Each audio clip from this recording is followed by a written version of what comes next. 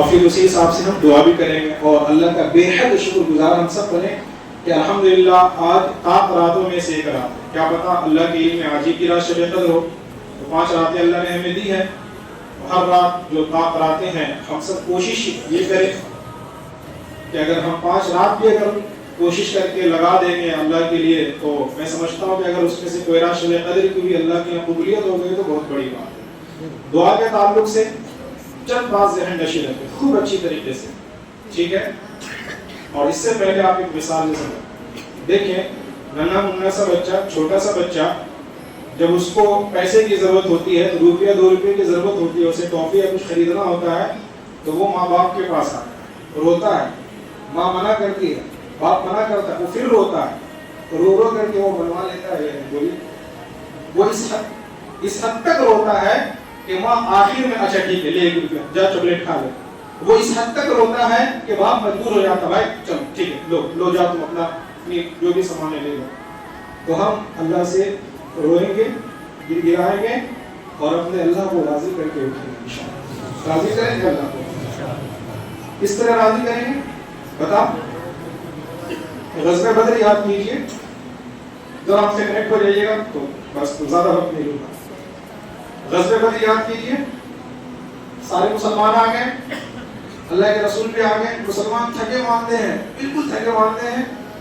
اللہ کے رسول صلی اللہ علیہ وسلم تمام مسلمانوں کو, صحابہ کرام کو سلا دی, سب سو گئے, لیٹے, سب تھکے ہوئے تھے, جیسے لیٹے نیند آ گئی. اللہ کے نبی علیہ السلام بھی ہے, جب سب سو گئے خاموشی سے اٹھے, کہیں دور ہٹ کر کے, بالکل بغل میں بھی نہیں, کہیں دور ہٹ کر کے گئے اور دعائیں کر رہے ہیں. قرآن کی آیت ہے بِبَدْرٍ وَأَنْتُمْ أَذِلَّةٌ, اللہ نے کہا کہ ہم نے بدر کے ذریعہ تمہیں عزت اور پھر تحفظ عطا فرمایا.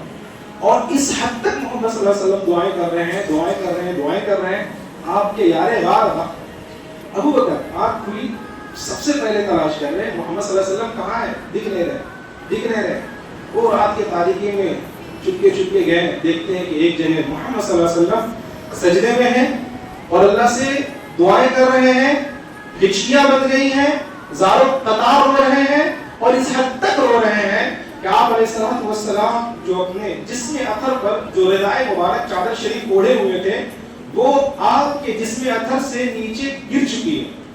اور ابو بکر رضی اللہ تعالیٰ عنہ جب محمد صلی اللہ علیہ وسلم کی اس فیلنگ کو دیکھا تو آپ یوں اپنے طرف دیکھیں, یوں ایسے محمد صلی اللہ علیہ وسلم کو اپنے دونوں بازوؤں سے یوں کر کے پکڑا, اپنے سینے سے لگایا, کہ محمد صلی اللہ علیہ وسلم اٹھیے, اللہ نے آپ کی دعا سنی. ایک راز و انداز ہوتا ہے, سینے سے لگایا, اٹھایا, اٹھیے, اللہ نے آپ کی دعا سنی.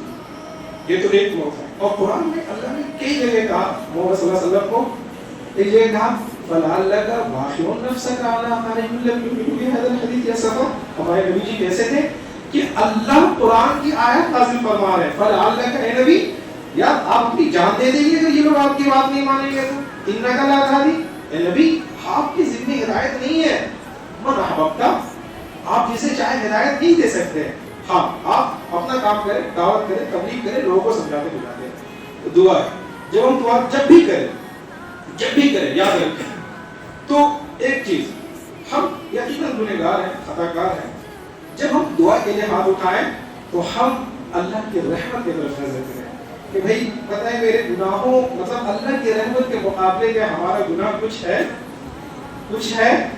اسی کو قرآن میں جو عیسیٰ علیہ السلام سورہ انعام جب ہم پڑھیں گے تو جب عیسیٰ علیہ السلام نے اپنے امت کے لیے دعا کیا تو کیا پیارا جملہ کہا کہ اللہ تعالیٰ اگر آپ ان کو معاف کر دیں تو اگر آپ ان کو سزا دیں تو یہ آپ کے ہی بندے ہیں, آپ نے ہی اپنے ہاتھوں سے بنایا پیدا کیا اللہ, اور اگر آپ انہیں معاف کر دیں تو آپ بڑے غفور الرحیم ہیں, اللہ آپ بڑے غفور الرحیم ہیں. ٹھیک ہے, تو ہمارے گناہوں کے مقابلے میں اللہ کی رحمت کے مقابلے میں ہمارا گناہ کچھ نہیں. اللہ کی رحمتیں مہانہ لوٹتی ہیں, اور کیا پتا ہمارا کون سا عادت, کون سا طریقہ, کون سی چیز, کون سا بیٹھنا اللہ کو ہمارا پسند ہے, کون سا بیٹھنا اللہ کو ہمارا پسند ہے.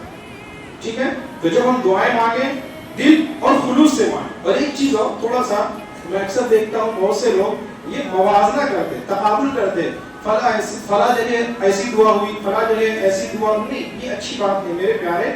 اللہ کے یہاں الفاظ یا جملہ تو نہیں دیکھا جاتا ہے. ایک مولانا صاحب آپ کے سامنے بہت اچھے انداز میں بیان کر رہے ہیں, یہ کمال نہیں ہے یار, اللہ تو دل دیکھتا ہے.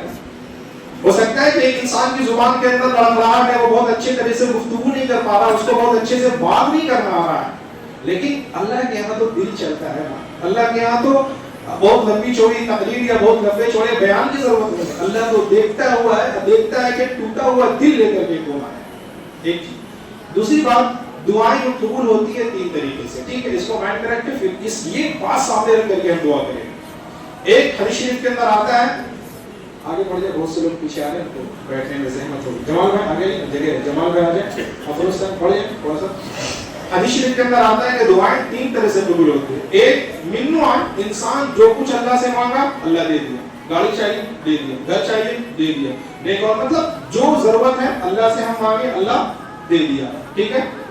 دوسری چیز یہ ہے کہ جو چیز ہم مانگتے ہیں اللہ میری مصلحت کو سمجھتا ہے, مصلحت کو سمجھتا ہے, اس وقت ہمیں وہ چیز نہیں دیتا ہے, بعد میں دیتا ہے. اس کو ایک مثال سے سمجھیے, جیسے کوئی چھوٹا سا ننھا منھا بچہ ہے, اس کے سامنے آگ ہے, اب وہ آگ کو پکڑنا چاہتا ہے, ٹھیک ہے, اب اس کو پتا نہیں ہے کہ یہ آگ ہمارے لیے نقصان دہ ہے یا فائدے مند, وہ آگ کو پکڑنا چاہتا ہے. کوئی بھی عقل مند ماں باپ اس بچے کو آگ پکڑنے کے لیے چھوڑے گا, بچہ روئے گا, چیخے گا, چلائے گا, اس کو لگے گا یار میرے کو یہ کیسے لوگ آپ کو کھیلنے نہیں دیا جا, لیکن اس بچے کو نہیں پتا, بٹ ماں باپ کو پتا ہے کہ یہ آگ اس کے لیے نقصان دہ ہے. اسی طرح بسا اوقات ایک چیز ہم اللہ سے مانگتے ہیں, روتے ہیں, گڑگڑاتے ہیں, اور ہمارا اللہ جس نے ہمیں بنایا ہے, جس نے ہماری مینوفیکچرنگ کی ہے, اس اللہ کو پتا ہے کہ ہمارے اس بندے کے لیے کیا بیٹر ہے کیا بیٹر نہیں ہے, ٹھیک ہے, بات سمجھ میں آ گئی. لیکن اللہ تعالیٰ یہ کرتا ہے کہ اس دعا کو اس وقت تو نہیں قبول کرتا ہے, لیکن اس کی قبولیت کی دوسری شکل یہ ہوتی ہے کہ اس دعا کے بدلے میں کوئی بڑی مصیبت پریشانی سے اللہ تبارک و تعالیٰ ہماری حفاظت کرتا ہے. یعنی دعا اس طرح سے قبول ہو رہی ہے. بات سمجھ میں آ رہی ہے. پہلی چیز جو مانگی مل گئی, دوسری چیز کہ جو چیز مانگی گئی ابھی اس سے مصلحتاً روک دی گئی, یہ نہیں بولیں گے کہ قبول نہیں ہوئی, مصلحتاً روک دی گئی ہے نا, اور اللہ تعالیٰ اس کی وجہ سے کیا کرتے ہیں, کسی دوسرے مصیبت پریشانی کو ہم سے ٹال دیتے ہیں. 2 بات. اور ایک تیسری چیز جو سب سے اچھی چیز ہے, جو دل کو لگنے والی ہے, سب سے اچھی اور دل کو لگنے والی, ٹھیک ہے نا, یہ حدیث شریف کہتا ہے. تیسری چیز یہ ہے کہ بندہ جو کچھ مانگتا ہے اللہ تعالیٰ دنیا میں تو وہ چیز نہیں دیتے ہیں, لیکن اس دعا کو خزانہ بنا کر سیو کر کے رکھ دیتے ہیں, اور پھر اس کا بدلہ آخرت میں دیں گے. کہاں دیں گے؟ اب سنیے توجہ رکھیے. جو مانگے آپ وہ سیو ہوگی, دعائیں خالی نہیں جاتی ہے, یاد رکھیے گا. آپ جو سلام کرتے ہیں السلام علیکم ورحمۃ اللہ کی دعا ہے, آپ دن میں جتنا کسی کو سلام کر رہے ہیں, آپ کو کوئی کر رہا, آپ انتظار نہ کرے گا کوئی مجھے سلام کرے, آپ سلام کرتے رہیے, یہ دعائیں ہیں, ٹھیک ہے. تو اب جو آپ دعائیں مانگے اللہ کو جو بہتر لگا, اب اس دعا کو سیو کر لیا گیا. جب آپ ہم سب مرنے کے بعد اللہ کے جب کھڑے ہوں گے, نماز نہیں ہوگی ہمارے پاس, اگر ہوگی بھی تو وہی جو بھی ابھی آپ کے سامنے پڑھا گیا, فویل للمصلین الذین هم عن صلاتهم ساہون.